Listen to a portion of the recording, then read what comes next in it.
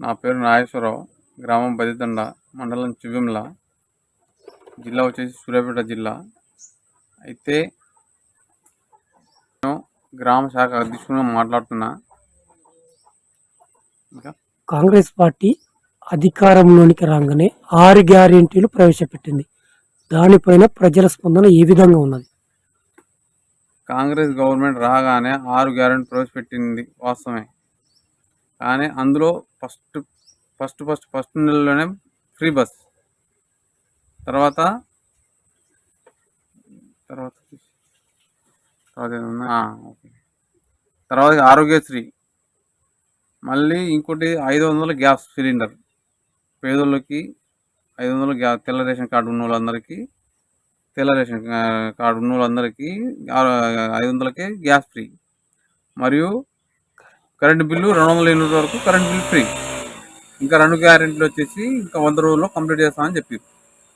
అయితే దీని మీద మన కాంగ్రెస్ గవర్నమెంట్ ప్రజాపాలన అని ఒక ఇది పెట్టింది, కార్యక్రమం పెట్టింది. అందులో ప్రతి తండా నుంచి, అంటే మా తండా నుంచి దాదాపు 200 నుంచి 300 అప్లికేషన్ పోయినాయి ఇండ్లకే. గ్యాస్ అంటే ప్రతి ఇంటికి ఖచ్చితంగా పోవాల్సింది. అది ఇల్లు లేని వాళ్ళు దాదాపు 500 ఇండ్లు ఉంటాయి. మాకు 200 ఇళ్ళు కట్టుబడి ఉన్నాయి, ఇంకా 300 ఇండ్లు అట్నే ఉన్నాయి. దానివల్ల 300 అప్లికేషన్ పోయినాయి. మళ్ళీ కరెంట్ అంటే ఖచ్చితంగా గిరిజన ప్రాంతాల్లో ఖచ్చితంగా ఇవ్వాల్సిందే కరెంట్. 200 యూనిట్ కంటే ఎక్కువ యూజ్ చేయరు కదా, 200 యూనిట్ కంటే యూజ్ చేయరు కాబట్టి ప్రతి ఒక్క ఇది ఇవ్వాల్సిందే. మరి ఇంకా అట్లాగనే ఇంతకు ముందు కాంగ్రెస్ పాలనలో ఇంద్రమిండ్లు ఎన్ని ఉన్నాయి? మొన్న కేసీఆర్ పాలనలో డబుల్ బెడ్రూమ్లు మీ గ్రామానికి ఎంతమందికి వచ్చినాయి? ఫస్ట్ వాళ్ళు ఇది వరకు ఉన్న కాంగ్రెస్ గవర్నమెంటే కదా నిర్మించిన ఇల్లు, అవి 200 ఇండ్లు. కాంగ్రెస్ గవర్నమెంట్ నిర్మించిన ఇళ్ళే ఇందిరా ఇండ్లే. ఇంకా టీఆర్ఎస్ గవర్నమెంట్ ఒక్క ఇల్లు కూడా ఇవ్వలే అసలు తండలో.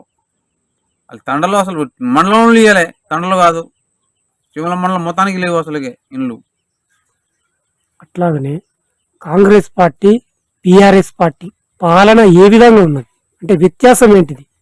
వ్యత్యాసం అంటే ఇప్పుడు ఈయన ఏం చేసుకుండు, కేసీఆర్ ఆయన సొంత నిర్ణయాలతోటి పోయి నేను నీళ్ళు తెచ్చినా, నేను ఇది చేసినా, అది చేసినా అని చెప్పి జనాలని ఏంటంటే మందుకు బానిస చేసిండు. ఫస్ట్ జనాలని మందుకు బానిస చేసి వాళ్ళకి ఆయనకి వెళ్ళి తిప్పుకుండు. ఒక సంవత్సరం ఒకసారి తిప్పుకుంటూ ఉండదు, మూడోసారి ఎవరైనా తెలిసి వచ్చింది, జనాలకి అందరికి తెలిసి వచ్చి పెడిచికొట్టింది.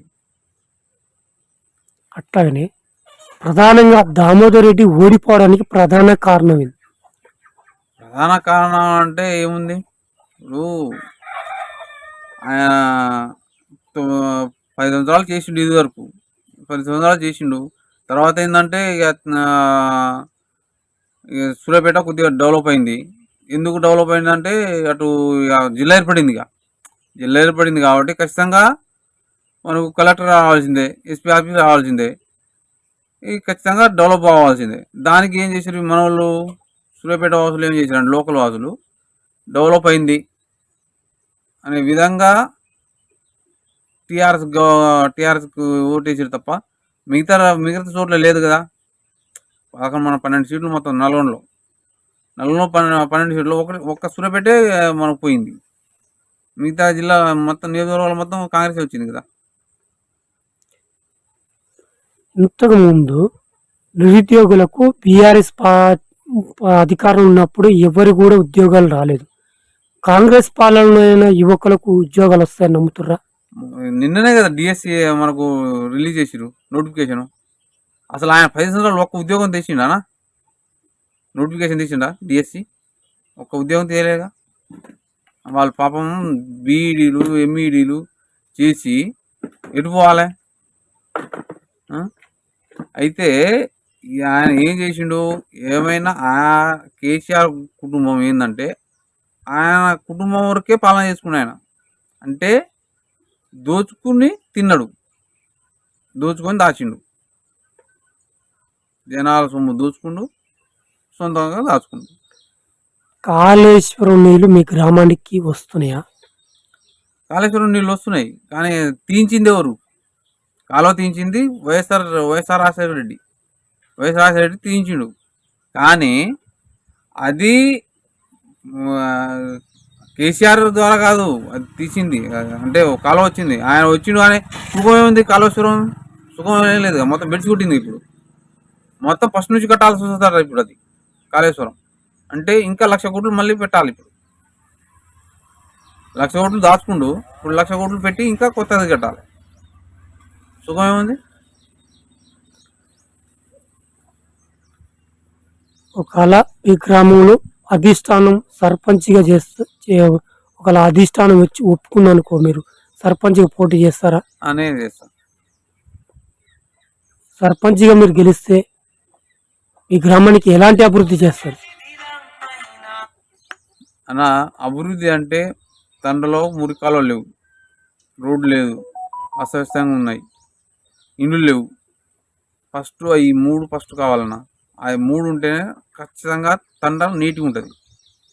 నీట్గా ఉంటే వచ్చినానే తండ బాగుంది, ఊరు బాగుంది అనే విధంగా మాట రావాలి.